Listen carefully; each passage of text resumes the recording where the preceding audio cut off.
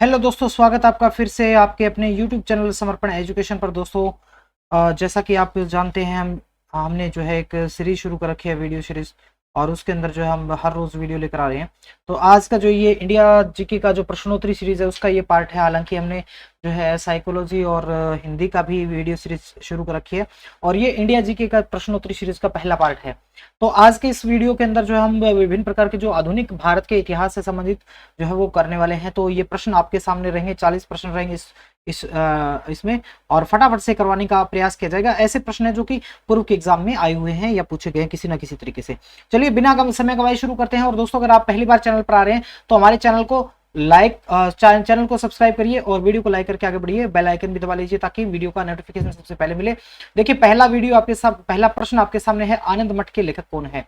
तो आनंद मठ के लेखक कौन है? रविंद्रनाथ टैगोर, बंकिम चंद्र चटर्जी, अरविंद घोष और सरोजिनी नायडू। हालांकि ये क्वेश्चन बहुत आसान लग रहा है, लेकिन हमारा जो तरीका है वो धीरे धीरे आसान से जो है डिफिकल्ट की ओर बढ़ने का है। तो ये पहला क्वेश्चन आपके सामने है। तो आनंद मठ जो है, जहां से हमारा वंदे मातरम लिया गया है, वही आनंद मठ है। और इसके लेखक कौन है? तो बंकिम चंद्र चटर्जी है। बंकिम चंद्र चटर्जी या चट्टोपाध्याय जो है वो इनके लेखक हैं।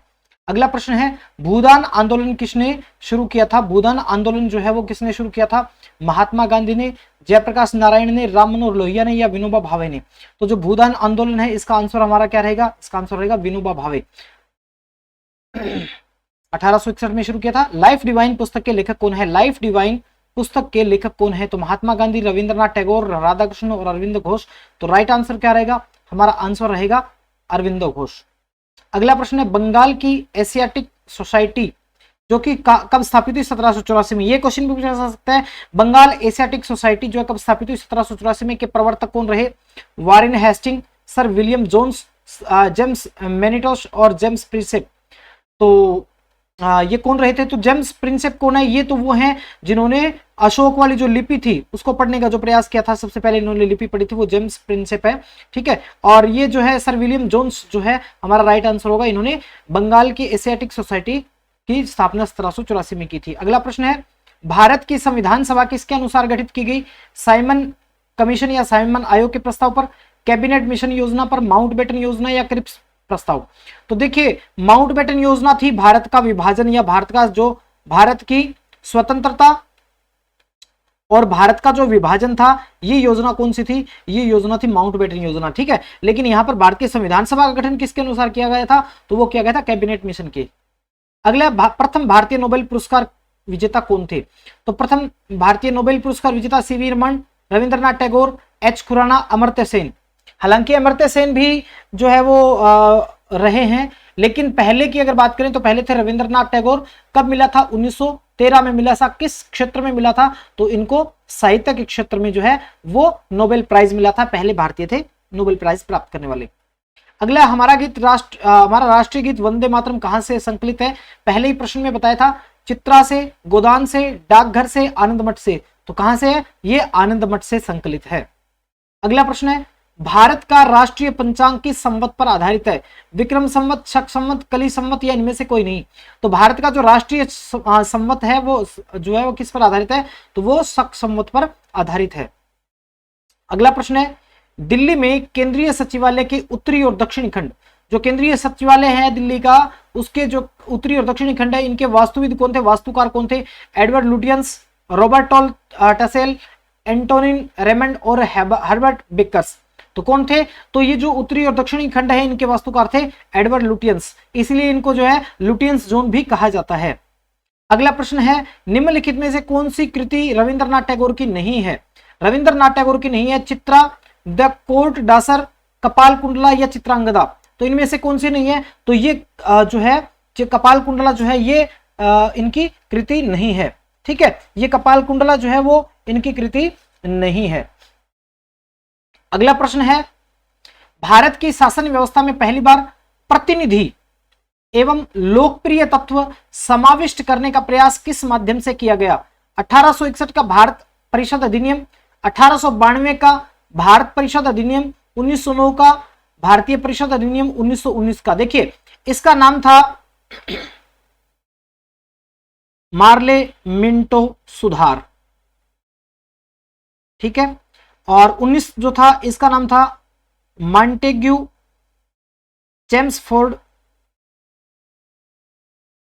सुधार, यानी इनके नाम भी परीक्षा में पूछ लिए जाते हैं। 1909 का जो था अधिनियम, इसको मार्ले मिंटो सुधार, और 1919 का मॉन्टेग्यू चेम्सफोर्ड सुधार। ठीक है, तो हमारा इसका आंसर क्या होगा? इसका आंसर होगा 1892 का भारतीय परिषद अधिनियम। अगला है, किस गवर्नर के कार्यकाल में 1921 ईस्वी में कलकत्ता में विक्टोरिया मेमोरियल हॉल है, ये मेमोरियल हॉल का निर्माण किया गया? ये जो है ब्रिटिशों के द्वारा जो है वो विक्टोरिया मेमोरियल जो है वो बनाया गया बड़ी बिल्डिंग है। ये सफेद संगमरमर से बनी है। ये किससे बनी है? तो सफेद संगमरमर से बनी हुई इमारत है, और यहाँ पर जो है वो बहुत सारे सैलानी जो है पर्यटक, विदेशी पर्यटक आते हैं। तो ये किसके समय में हुआ? Elgin, Curzon, Minto, Reading. तो ये किसके समय में हुआ था? तो ये हुआ था रीडिंग के समय में। अब देखिए रीडिंग के बारे में कुछ बातें हैं कि ये एक तो सामान्य परिवार में थे, यानी एक सामान्य यहूदी परिवार में इनका जन्म हुआ था, लेकिन इनकी प्रतिभा, ये अपनी प्रतिभा से जो ब्रिटेन है, ब्रिटेन के क्या बने थे? पहले बने थे ब्रिटेन के मुख्य न्यायाधीश, पहले मुख्य न्यायाधीश बने थे, और उसके बाद में जो है, उसके बाद में ये क्या बने थे? ये भारत के गवर्नर जनरल भी बने थे। ठीक है, यानी रीडिंग जो है, लॉर्ड रीडिंग है, पहले भारत के गवर्नर जनरल बनने से पहले क्या थे? इंग्लैंड के मुख्य न्यायाधीश थे, ये यहूदी थे। ठीक है, और बाद में गवर्नर जनरल बने। इनके समय में कुछ घटनाएं हुई थी। 1919 में रोल्ट एक्ट वापस लिया गया। रोल्ट एक्ट जो है वो वापस लिया गया था, तो वो किन के समय में? रीडिंग के समय में लिया गया। ठीक है, एक 1921 में मोपला विद्रोह हुआ था, ये बहुत इंपॉर्टेंट है। मोपला विद्रोह ये 1921 में कहां हुआ था? ये केरल में हुआ था। ये एक तरह का असहयोग आंदोलन, आप खिलाफत आंदोलन आप इसको कह सकते हैं। और इनके जो है 1925 में, देखिए थोड़ा सा मैं यहां से मिटा देता हूं इसको, जगह बन जाएगी। ठीक है, और ये और क्या बने थे? तो ये जो है 1900 इनके समय में क्या हुआ था? 1925 में M.N. रॉय के द्वारा किसका निर्माण किया गया था? भारतीय कम्युनिस्ट पार्टी। भारतीय कम्युनिस्ट पार्टी जो है 1925 में इसका गठन हुआ था, और ये जो है गठन के समय भारत के गवर्नर जनरल कौन थे? तो वो थे लॉर्ड रीडिंग। चलिए अगला प्रश्न है, नई दिल्ली शहर के रूपांकन में कौन शामिल था? एडवर्ड लुटियंस और एडवर्ड बेकर, F.S. ग्राउसे और एक R.F. चिसिलम, H. इरविन और G. विटेट और कौन थे? एडवर्ड लुटियंस और एडवर्ड बेकर जो थे वो क्या थे? वो दिल्ली के एक तरह से आप कह सकते हैं डिजाइनर थे। किसने 1898 ईस्वी में, ध्यान से देखना इस प्रश्न को, 1898 ईस्वी में बनारस में सेंट्रल हिंदू कॉलेज स्थापित किया, जो बाद में बनारस हिंदू विश्वविद्यालय बना? ये किसने किया था? अगर आपका उत्तर है मदन मोहन मालवीय तो गलत है। लॉर्ड डफरिन, एनी बेसेंट और ईश्वर चंद्र विद्यासागर, क्योंकि 1898 में जब इसकी स्थापना हुई थी तो वो स्थापना हुई थी सेंट्रल हिंदू कॉलेज के रूप में, और वो करी थी एनी बेसेंट ने। और ये आगे जाकर 1915 में जो है वो पंडित मदन मोहन मालवीय जो थे, इन्होंने जो है इसको क्या बना दिया? इसको बना दिया था बनारस हिंदू विश्वविद्यालय। ठीक है, तो ये बनारस हिंदू विश्वविद्यालय तो 1915 में बना था, लेकिन जब इसकी स्थापना हुई थी तो 1898 में एनी बेसेंट के द्वारा हुई थी सेंट्रल हिंदू कॉलेज के रूप में। अगला प्रश्न है, भारत के राष्ट्रीय ध्वज का डिजाइन किसने किया? एनी बेसेंट, सरोजिनी नायडू, विजयलक्ष्मी पंडित और मैडम भिखाजी कामा। तो देखिए क्या है इसके बारे में एक मेन इंपॉर्टेंट चीज क्या है कि ये जो है सबसे पहले जो है मैडम भिखाजी कामा ने विदेशी धरती पर जो है वो इन्होंने फहराया था, लगभग 1902 में, शायद 1902 में फहराया था। लेकिन इसका अगर डिजाइन की बात करें, यानी कि जो राष्ट्रीय ध्वज वर्तमान जो स्वरूप है ये जो है वो किसने किया था? तो ये इसका डिजाइन करने वाले थे पिंगली वेंकैया। कौन थे? पिंगली वेंकैया, यानी कि जो तिरंगा झंडा है हमारा और इसके बीच में जो अशोक चक्र वगैरह बना हुआ है, तो ये सारी चीजें जो है वो किसने डिजाइन की थी? पिंगली वेंकैया ने डिजाइन की थी। लेकिन अगर ये इनका नाम नहीं आता है तो फिर ये नहीं, आपका मैडम भिखाजी कामा जो है ये आपका राइट आंसर होगा इसके अकॉर्डिंग। ठीक है, क्योंकि भिखाजी कामा ने इसको सबसे पहले विदेशी धरती पर फहराया था जर्मनी के अंदर, जर्मनी में जो है वो समाजवादी एक सम्मेलन हुआ था, समाजवादी सम्मेलन हुआ था। उस सम्मेलन में जो है जर्मनी के अंदर ये फहराया गया था मैडम भिकाजी कामा के द्वारा। देवदास उपन्यास के रचनाकार हैं प्रेमचंद, शरत चंद्र चट्टोपाध्याय, मैथिली शरण गुप्त और फणीश्वर नाथ रेणु। तो राइट आंसर होगा शरत चंद्र चट्टोपाध्याय देवदास उपन्यास के रचनाकार हैं। अगला है चित्रा उपन्यास किसके द्वारा लिखा गया? तो ये शरत चंद्र चटर्जी, बंकिम चंद्र चटर्जी, रविंद्रनाथ टैगोर और ताराशंकर बंदोपाध्याय। तो ये रविंद्रनाथ टैगोर के द्वारा ये पहले भी प्रश्न में आ चुका है। प्रेम पचीसी, तो प्रेम से प्रेमचंद, प्रेमचंद के द्वारा लिखी गई प्रेम पचीसी। अगला है क्षुधित पाषाण, क्षुधित पाषाण हंगरी स्टोन की रचयिता कौन है? तो जयशंकर प्रसाद, फणीश्वर नाथ रेणु, महादेवी वर्मा और रविंद्रनाथ टैगोर। राइट आंसर होगा रविंद्रनाथ टैगोर। अगला प्रश्न है विश्व इतिहास की झलक यानी ग्लिम्पसेस ऑफ वर्ल्ड हिस्ट्री के रचयिता कौन है? जवाहरलाल नेहरू, महात्मा गांधी, लियो टॉल्स्टॉय और इनमें से कोई नहीं। तो इसके रचयिता है जवाहरलाल नेहरू। 27 दिसंबर 1911 में पहली बार जनगण मन कहां गाया गया? यानी हमारा जो राष्ट्रगान है वो सबसे पहले कब गाया गया था? एक तो ये प्रश्न हो गया 27 दिसंबर 1911 को कहां गाया गया था? तो ये आपके सामने ऑप्शन है, ये गाया गया था कोलकाता में। क्या था कोलकाता में? कोलकाता में था कांग्रेस का अधिवेशन, कांग्रेस का वार्षिक अधिवेशन था, ठीक है, 1911 में वहां पर कोलकाता में गाया गया। अगला प्रश्न है भारत में पहला समाचार पत्र किसने शुरू किया? दादा भाई नौरोजी, रविंद्रनाथ टैगोर, सर सैयद अहमद खां और जेम्स हिक्की। तो ये जो है सबसे पहले जो है सर जेम्स हिक्की, जेम्स अगस्त हिक्की ने जो है वो प्रकाशित किया था पहला। और ये अखबार कौन सा था? ये था द बंगाल गजट। कौन सा था? द बंगाल गजट जो अखबार था ये जो है इंग्लिश में था, अंग्रेजी भाषा में ये अखबार जो है छपा था पहली बार, ठीक है। और ये कब छपा था? तो 1980 में छपा था। और ये अखबार जो है वो क्या था? ये था साप्ताहिक, ये अखबार जो है साप्ताहिक था। जेम्स हिक्की के द्वारा पहला अखबार यानी भारत का पहला समाचार पत्र द बंगाल गजट किसके द्वारा? जेम्स अगस्त हिक्की के द्वारा। 1980 में अंग्रेजी में अखबार था और साप्ताहिक था। अगला प्रश्न द व्हील्स ऑफ हिस्ट्री नामक पुस्तक के लेखक कौन है?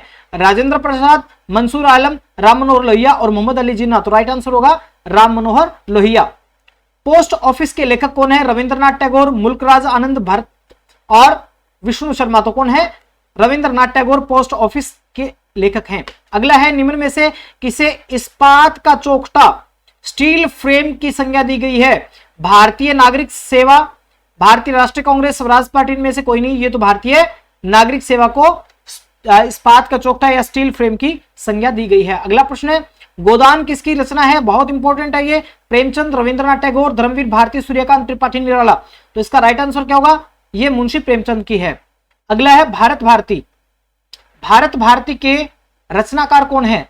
भारत भारती के रचनाकार कौन है? महादेवी वर्मा, रामधारी सिंह दिनकर, सूर्यकांत त्रिपाठी निराला या मैथिली शरण गुप्त। तो राइट आंसर होगा भारत भारती जो एक कविता संग्रह है इनके रचनाकार है मैथिली शरण गुप्त। सैडलर आयोग का संबंध किससे था? सैडलर आयोग का संबंध किससे है? तो न्याय से, राजस्व प्रशासन से, पुलिस प्रशासन से या शिक्षा से। तो सैडलर आयोग जो है वो क्या था? एक शिक्षा आयोग था। ये कब आया? 1917 में, ठीक है। और इसमें क्या था? ये वैसे था जो कलकत्ता विश्वविद्यालय था, कलकत्ता विश्वविद्यालय की समस्याओं के लिए था, ठीक है। लेकिन इसने जो माध्यमिक शिक्षा है उस पर भी अपने विचार जो है वो दिए थे, माध्यमिक शिक्षा पर भी अपनी राय दी थी। और इन्होंने कहा था कि जो स्कूली शिक्षा है वो स्कूली शिक्षा कितनी होनी चाहिए? स्कूली शिक्षा जो है वो 12 वर्ष की होनी चाहिए। ये प्रश्न बहुत इंपॉर्टेंट बनता है, काफी इंपॉर्टेंट क्वेश्चन बनता है कि स्कूली शिक्षा 12 वर्ष की होनी चाहिए। सबसे पहले किसने कहा था? तो ये सैडलर आयोग ने कहा था जो कि 1917 में आया था। अगला देखिए ब्रिटेन ने भारत में प्रांतीय स्वायत्तता कब से लागू कर दिया? प्रांतीय स्वायत्तता कब लागू हुई थी? Morley Minto reform 1909, Indian council act 1892, Montagu Chelmsford reform 1919 या भारत शासन अधिनियम 1935। तो राइट आंसर होगा भारत शासन अधिनियम 1935 में। अगला प्रश्न है खिलाफत आंदोलन का आरंभ किया था किसने? फखरुद्दीन अली अहमद, मोहम्मद अली जिन्ना और यह है अली बंधुओं ने या अबुल कलाम आजाद। तो ये किया था अली बंधुओं ने। अब अली बंधु कौन थे? तो एक दो भाई थे ये, एक तो थे शौकत अली और दूसरे थे मोहम्मद अली, ठीक है। और ये जो है उस समय के राष्ट्रवादी मुस्लिम नेता, प्रमुख मुस्लिम नेता थे। खिलाफत आंदोलन की शुरुआत इन्होंने, खिलाफत आंदोलन की इन्होंने किसकी की थी? खिलाफत आंदोलन की शुरुआत इन्होंने की थी। अगला प्रश्न है, भारत में सिविल सेवाओं का सूत्रपात किसने किया? Lord Dalhousie, Lord Curzon, Lord Wellesley, Lord Cornwallis. तो जो है भारत में सिविल सेवाओं का जनक जो किसे कहा जाता है? लॉर्ड कॉर्नवालिस को कहा जाता है। किसको कहा जाता है? लॉर्ड कॉर्नवालिस को कहा जाता है। और लॉर्ड कॉर्नवालिस से एक चीज और है, इन्होंने एक जो है सुधार लागू किया था लॉर्ड कॉर्नवालिस ने, और वो कौन सा था? तो वो सुधार था बंगाल में स्थायी बंदोबस्त, बंगाल में स्थायी बंदोबस्त इन्होंने लागू किया था, ठीक है। अगला, अच्छा एक चीज और है, इन्होंने एक जो है कॉर्नवालिस कोड भी बनाया था, कॉर्नवालिस कोड भी बनाया था, ठीक है, जो कि इसकी शक्तियों में वृद्धि करता है। वो आगे प्रश्न आएगा उसमें क्लियर करेंगे। निम्नलिखित कथनों पर विचार कीजिए कि इंग्लैंड की रानी 1855 में भारत की महारानी घोषित हुई, राजा जॉर्ज पंचम तथा रानी मैरी 1911 में दिल्ली दरबार में रखा। इन कथनों में से कौन सा या कौन से सही है? तो देखिए, ये जो पहला कथन है ये गलत है, क्योंकि इंग्लैंड की महारानी जो है वो विक्टोरिया भारत की कब हुई थी? तो 1877 में जो है वो महारानी घोषित हुई थी, 1877 में। तो पहला कथन गलत है, लेकिन दूसरा जो है जॉर्ज पंचम ने दिल्ली दरबार रखा था, ये 1911 में, ये सही है। और इस समय जो है दिल्ली कोलकाता से दिल्ली में जो है राजधानी ट्रांसफर हुई थी। तो ये आपका केवल दूसरा जो है वो सही है, केवल दूसरा सही है। अगला प्रश्न है, अमृत बाजार पत्रिका की स्थापना किसने की थी? अमृत बाजार पत्रिका गिरीश चंद्र पोप, हरिश्चंद्र मुखर्जी, M.N. बनर्जी, शिशिर कुमार घोष। तो शिशिर कुमार घोष और इनके भाई थे, इन दोनों भाइयों ने जो है ये शुरू की थी, ठीक है। और ये पत्रिका जो है किस भाषा में थी? तो ये बंगाली भाषा में ये पत्रिका थी। किस भाषा में? बंगाली भाषा में। अगला प्रश्न है, निम्न अखबारों में से कौन सा मुख्यतः उदारवादियों की नीतियों का प्रचारक था?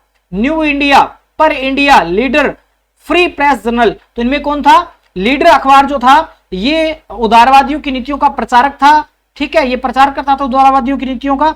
और ये इसका जो है प्रकाशन जो है वो 24 अक्टूबर 1910 को किसके द्वारा? पंडित मदन मोहन मालवीय के द्वारा, पंडित मदन मोहन मालवीय के द्वारा जो है इसका प्रकाशन शुरू हुआ था। लीडर का, द लीडर है ये इसका नाम, ठीक है। और इसके बाद में जो है ये शुरू में जो है वो अंग्रेजी में प्रकाशित होता था, लीडर के नाम से अंग्रेजी में। और हिंदी जो संस्करण था इसका वो किस नाम से था? वो था भारत नाम से, वो भारत नाम से था, जो कि वो हुआ था 1921 में प्रकाशन होना शुरू हुआ था। यानी भारत जो है इसका प्रकाशन, भारत नामक समाचार पत्र क्या था? तो ये लीडर का ही हिंदी वर्जन था और 1921 में शुरू हुआ था। झंडा गीत किसने लिखा? झंडा गीत कौन सा? विजयी विश्व तिरंगा प्यारा, ये किसने लिखा था? बंकिम चंद्र चटर्जी, श्यामलाल गुप्त पार्षद, रविंद्रनाथ टैगोर, मैथिली शरण गुप्त। तो ये किसने लिखा था? श्यामलाल गुप्त पार्षद ने। अगला है, नागरिक सेवा यानी सिविल सर्विसेज के लिए प्रतियोगी परीक्षा प्रणाली का सिद्धांत स्वीकार कब किया गया?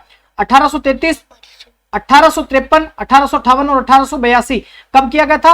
1853 में, ठीक है। लेकिन अगर बात करें कि ये सिविल सर्विस के लिए भारत में परीक्षाएं आयोजन होना कब शुरू हुई थी? तो भारत में आयोजन हुआ था 1922 में, यानी 1922 में शुरू हुआ था। और ये कहां होता था?